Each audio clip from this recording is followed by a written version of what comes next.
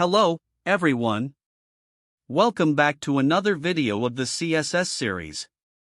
Today, in this tutorial, we'll be exploring the importance of the display property in web development. The display property plays an important role in controlling the layout of a website. It enables us to show or hide specific elements and adjust the width of elements as needed. Each HTML element comes with a default display value, which is either block or inline. Block elements, such as divs, paragraphs, forms, and headers, always start on a new line and occupy the entire available width of the web page.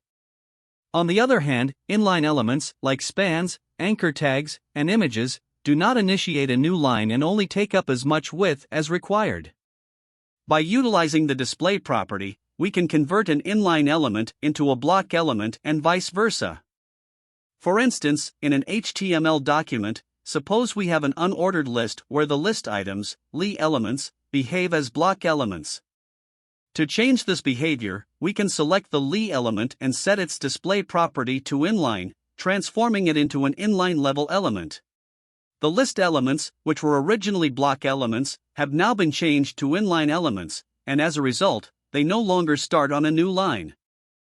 Afterward, we'll proceed to remove the CSS code and the HTML unordered list code.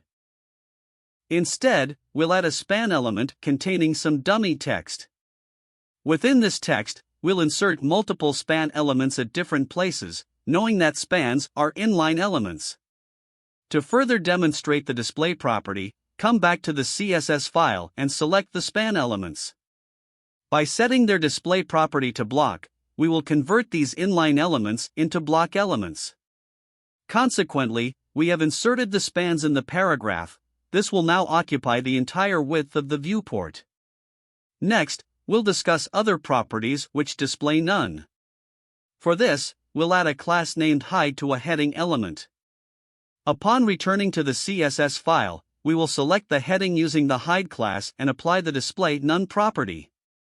This action effectively hides the heading from the website, and importantly, the h1 element with display none does not occupy any space in the layout. Alternatively, if we were to use visibility with the value hidden, the heading would still be hidden, but it would still reserve its space in the layout. We cannot see the heading because of visibility hidden, but the element will still take up the same space as before.